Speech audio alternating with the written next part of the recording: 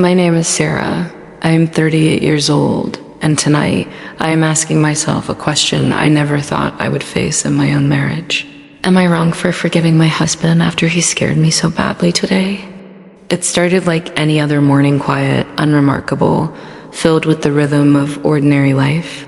The kettle hissed, the dog barked at a shadow by the window, and I folded the laundry with the dull patience of routine. Yet by nightfall, that same day had etched itself into my memory with a sharpness I cannot escape. My husband, 31 years old, the man I once believed I knew better than anyone, became someone unrecognizable, someone whose actions left me trembling, questioning not only him, but myself. Forgiveness is a word we speak so easily, almost carelessly in the story of love.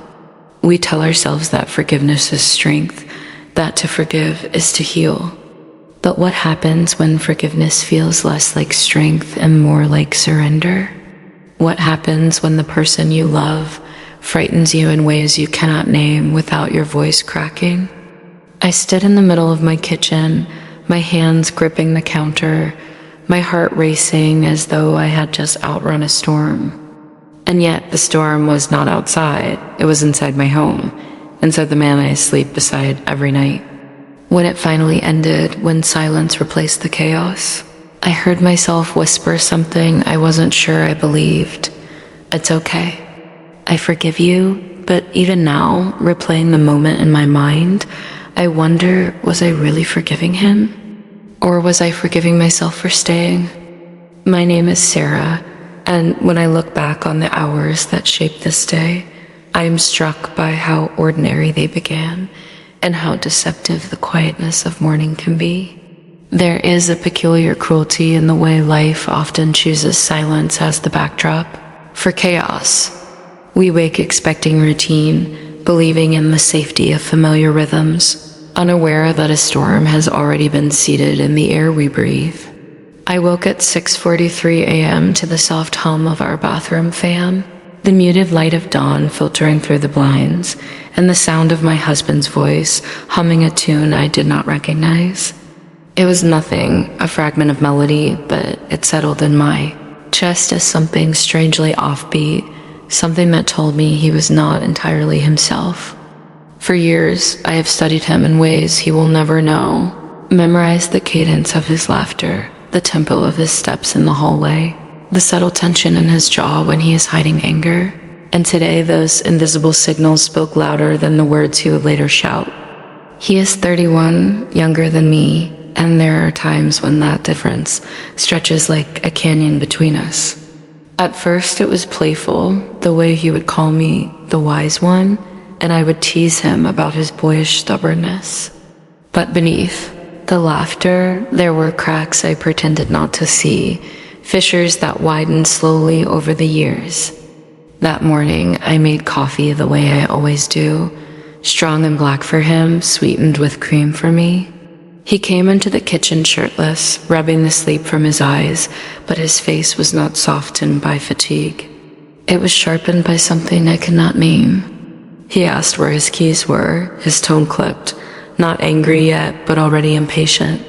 I told him they were on the counter, where I always leave them, but he did not look. He only stared at me as though daring me to be wrong.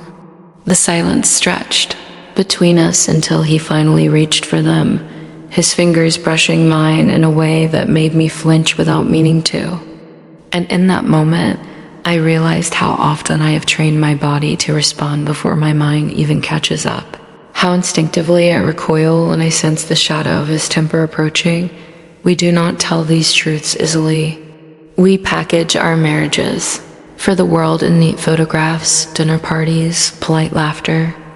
We build facades so polished that even we, the architects of the illusion, begin to believe them. I have done this for years, told my friends he is passionate, that he is intense, that he simply feels things more deeply than most men.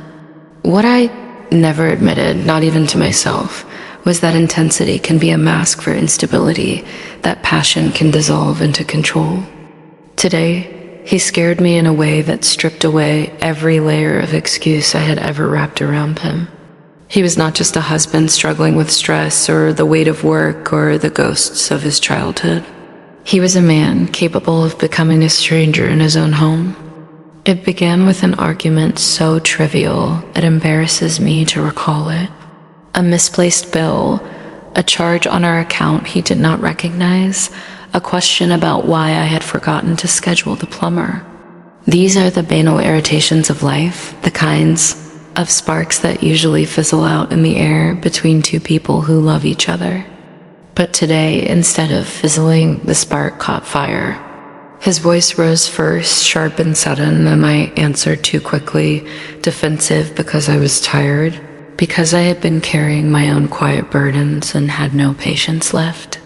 Words ricocheted off the walls until they no longer sounded like words, but like weapons, each one designed to wound more than the last. And then, without warning, he slammed his fist against the counter, the sound reverberating through the kitchen like a gunshot dot.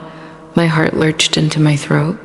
It was not the first time he had raised his voice, nor the first time he had slammed something in anger, but today the force was different. It carried with it a threat unspoken, a suggestion of what could come next. He stepped closer, his eyes burning with something I could not read, and for a moment I thought he might actually strike me. He didn't. He never touched me. But the fear that surged through me was real, visceral, as if my body had already rehearsed the blow in my mind. I gripped the counter so tightly my knuckles whitened, trying to anchor myself to the present, to remind myself that nothing had happened yet, that I was still safe. But safety is not measured by what is, it is measured by what feels inevitable. And in that moment, inevitability was all I could taste. He shouted words I can barely repeat now, accusations that made no sense, grievances that had nothing to do with the moment. He dredged up arguments from years ago, insults I thought were buried, twisting them into new shapes, hurling them like stones. My ears rang, my chest tightened, and for a brief, terrifying second, I considered running. I imagined myself grabbing my phone, stepping out the back door, calling a friend, anyone, just to create space between myself and the man I once trusted with every fragile piece of me. But my feet would not move. They were heavy, cemented by years of love, of vows spoken, of memories built. They were shackled by the weight of believing in him, of wanting so desperately to believe that this was not who he really was. When it ended suddenly. He stopped mid-sentence, his breath ragged, his fists clenched at his sides. He turned away from me, pacing the length of the kitchen like a caged animal, and then, without looking at me, he muttered something about needing air and stormed out the door. The silence he left behind was not peaceful, it was heavy, suffocating, pressing against my chest until I sank to the floor, trembling. I sat there for what felt like hours, though it was probably minutes, my mind replaying every detail, every movement, every sound. And then, as if on instinct, as if to protect myself from the unbearable weight of the truth, I whispered the words that still haunt me. It's okay. I forgive you. But was it okay? Was there anything about that moment that deserved forgiveness? Or was I simply too afraid to admit the alternative, that maybe I could not forgive him, that maybe forgiveness was a luxury I could no longer afford? In that whisper, I betrayed myself. I gave him a pardon before he had even asked for one, before he had shown remorse, before he had earned anything resembling redemption. And now, sitting here in the quiet of night, I wonder if forgiveness was not strength but surrender, not healing but denial. I am not naive to the history of women like me. I know the stories that fill books, courtrooms, hospital beds. I know how often fear is minimized, how often forgiveness is weaponized against the very people who offer it. I think of my mother, who once told me in a rare moment of honesty that love is not measured by how much pain you can endure, but by how much peace you can sustain. I think of my grandmother, who forgave my grandfather's anger for decades until her body carried the toll of that silence. History tells me that forgiveness, without change, is a cycle, a wheel that spins endlessly, grinding down the women who cling to it.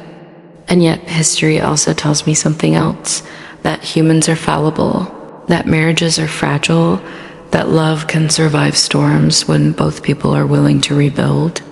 I do not know yet which story will be mine. I only know that tonight the question hangs over me like a verdict waiting to be spoken.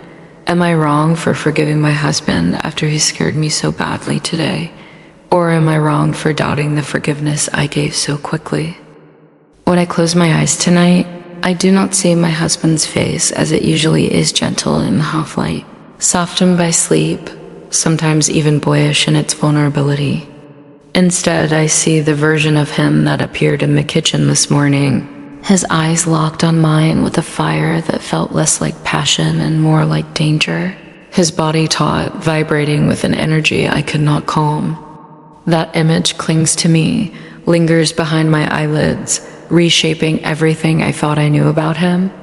And yet, when he came home hours later, his face was different again. He walked in quietly, as though the storm had passed, as though the wreckage it left behind was invisible. He said my name gently, almost hesitantly, like a man returning from a long journey, unsure if his home would still welcome him. I wanted to answer with anger, to confront him with the rawness of my fear, but the word that slipped out of me was soft, almost broken. Hi, just hi.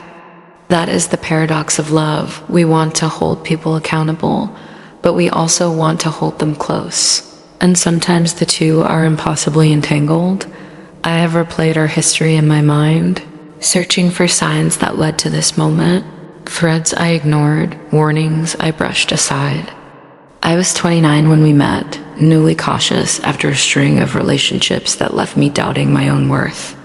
He was 22, then a server at the restaurant where I was celebrating a friend's birthday. I noticed his energy first, how he laughed with his coworkers, how he seemed to fill the room without even trying. Later, when he approached our table with a grin that was equal parts charm and mischief, I remember thinking that he carried the kind of lightness I had long forgotten. He made me feel young again, daring again, alive in ways I hadn't in years. That was the beginning of everything, the beginning of love, but also perhaps the beginning of blindness. He pursued me with an intensity that felt flattering at first, overwhelming even. Flowers at my office, late night drives, promises whispered against my skin. Friends raised their eyebrows at the age difference, but I defended him, defended us. I told them age was just a number, that maturity came in many forms, that his youth was an advantage because it meant he loved with a reckless purity the world hadn't yet worn down. And for a time, I believed every word of that. But now, when I stand in the echo of his rage, I wonder if what I mistook for purity was immaturity. If what I called passion was a lack of control. Love makes poets of us all, but sometimes poetry hides the truth. There were moments, even early on, when his temper flickered. I remember one night, a year into our relationship, when a driver cut him off on the freeway. His hands gripped the wheel so tightly his knuckles turned pale, and he screamed into the night air with a fury that startled me. When I reached for his arm, he jerked it away, his eyes wild, before softening just as quickly, apologizing, telling me he just hated injustice, that he could not stand being disrespected. I laughed it off, told myself it was just passion again, that it wasn't directed at me, that it meant he cared about right and wrong. That was the first time I chose to minimize, the first time I told myself a story that made me feel safe, instead of one that made me feel honest. Over the years, those moments accumulated quietly. A slammed door here, a sharp word there, an argument that escalated further than it should have. Nothing that ever crossed the line, not in a way I could name, not in a way that left bruises or broken glass. But fear does not need bruises to grow. It feeds on tension, on unpredictability, on the sense that at any moment, the ground beneath your feet might crack. And so I lived between two versions of him, the tender man who brought me soup when I was sick, who kissed the back of my hand in crowded rooms, who whispered dreams about the children we might one day have, and the other man, the one who appeared when stress pressed too hard, when insecurity flared, when anger burned hotter than reason. I told myself the tender one was the real one, that the angry one was just a shadow, a fleeting distortion. But today, the shadow felt more real than the light, and I am left wondering if I ever knew which was which. When he returned tonight, he was quiet, subdued in a way that almost broke me. He did not storm in, did not shout or demand. Instead, he walked toward me with an apology already forming on his lips, his voice low, almost childlike. He told me he was sorry, that he didn't mean it, that he was under pressure from work, from finances, from the endless weight of trying to prove himself in a world that still doubts him because of his age. He looked at me with eyes that seemed desperate for forgiveness, and I gave it. I gave it because part of me wanted to believe in him again, because part of me wanted to erase the fear that had taken root in my chest. I said, "It's okay," even though it wasn't. I said, "I forgive you," even though the words tasted foreign on my tongue. And here is the truth I am afraid to admit. I forgave him not because I believed he wouldn't do it again, but because I was afraid of what it would mean if I didn't. To withhold forgiveness is to draw a line, to make a demand for change, to risk losing what you have if the other person cannot or will not meet it. Forgiving him felt like keeping the peace, but perhaps it was only keeping the silence. I wonder how many women before me have whispered the same words in kitchens and bedrooms across history. How many have chosen forgiveness out of fear rather than out of faith? The stories echo through time, women who endured, who stayed, who forgave, until forgiveness hollowed them out. But I also think of those who left, who drew the line, who refused to live in fear. Their stories are less often told, buried beneath the weight of judgment, whispered about as if leaving was failure instead of survival. I wonder if I have the strength to be one of them, or if my love, my hope, my history will always tether me to the man I fear as much as I love. Tonight, as I sit here with his apology still ringing in my ears, I do not know the answer. I only know that my forgiveness does not feel like the end of the story. It feels like the beginning of a reckoning, one I am not yet ready to face. When the house finally settled into quiet that night, when the clatter of dishes was done and the footsteps upstairs had faded, I sat alone in the living room with the dim glow of a lamp casting shadows across the walls. And I thought about forgiveness the way one thinks about a word that has been spoken too many times, stripped of meaning, yet heavy with consequence. My husband was asleep by then, his breathing even, his body stretched across our bed in the posture of someone who believes the world has returned to normal. I envied his ease, envied the way he could fold the day into sleep, as if the eruption of hours before had been erased by the simple act of closing his eyes. I, on the other hand, could not forget. My body remembered even when my mind tried to soothe it. The pounding of my heart when his fist struck the counter. The instinctive flinch when he moved toward me. The way silence fell after his departure like smoke after fire thick, suffocating, lingering. Forgiveness might have been spoken, but fear remained rooted, whispering beneath my skin. I began to think of forgiveness not as a single act, but as a bargain struck in shadows. We forgive because we hope the other will be better tomorrow, because we believe love deserves second chances, because we fear the cost of walking away. But each act of forgiveness lays another stone on a scale, and one day the weight tips. My grandmother's voice returned to me in fragments, words she spoke long ago in her kitchen while her hands kneaded dough. Don't confuse endurance with devotion. Sarah, they are not the same thing. She had endured a husband who drank too much, who raged at small things, who loved her in ways that hurt as often as they healed. And she stayed not because she didn't know better, but because she didn't believe she could do better. She called it forgiveness, but I saw in her eyes, even as a child, that it was fear. History has never been kind to women's stories. How many have lived lives folded into silence, their fears explained away as hysteria, their bruises hidden behind long sleeves, their apologies rehearsed until they became instinct? How many forgave in kitchens and bedrooms, at dinner tables and hospital beds, their voices soft, their eyes lowered, their hearts split between hope and resignation? And yet their forgiveness was never seen as generosity. It was expected, demanded, as though it were written into the vows they spoke. I think of those women now, and I wonder if I am simply another name in a long line of them. Another woman whose forgiveness will be remembered by no one, whose fear will leave no mark except the way it shapes the choices I make tomorrow. The truth is, I still love him. Love does not vanish in a single afternoon, even when fear takes its place at the table. Love is stubborn. It clings to memories, the way he kissed my forehead on our wedding day, the way he stayed up all night when I was sick, the way he talks about the future as if it is something we can build together. Love insists that one moment of terror does not erase years of tenderness. And yet fear whispers that tenderness is fragile, that it can be shattered in seconds, that the man who once made me feel safe can also make me feel threatened. I live now in the space between those two truths, torn by the question of which one will define us.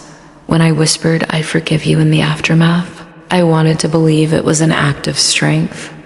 I wanted to believe I was choosing compassion, choosing to see him not as a monster, but as a flawed man struggling against his own storms.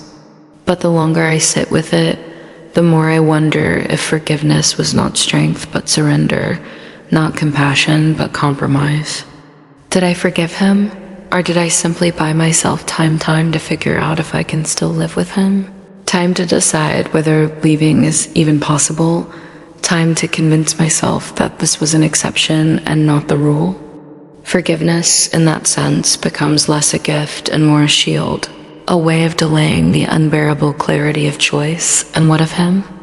Tomorrow, will he wake and believe all is well because I said the words he needed to hear? Will he learn that forgiveness is a safety net he can always rely on, no matter how hard he falls? Or will he truly change, truly see the fear in my eyes, and recognize it for what it is, a warning that love cannot survive if it becomes something I must fear? I do not know. That is the cruelty of forgiveness. It is given in hope but received in uncertainty. As I sit here tonight, I feel the weight of every woman before me who has asked the same question I now ask aloud. Am I wrong for forgiving? Wrong for clinging to hope when fear has already planted roots? Wrong for believing that love might still be stronger than the storm that threatened to shatter it? Or am I wrong to doubt, to let fear shadow what could be redemption, to let one day define a marriage built over years? These are not questions that can be answered in a single night, or even in a single lifetime. They are questions that linger, that shape the very bones of a life lived in the balance between love and fear. And so, the story does not end here. It continues tomorrow, and the day after, and every day that I wake beside him. Every day I choose to stay or choose to leave. Every day I whisper forgiveness or hold it back. Perhaps one day, history will tell me whether I was right or wrong. But tonight, all I know is this: forgiveness has never felt heavier, and love has never felt more fragile.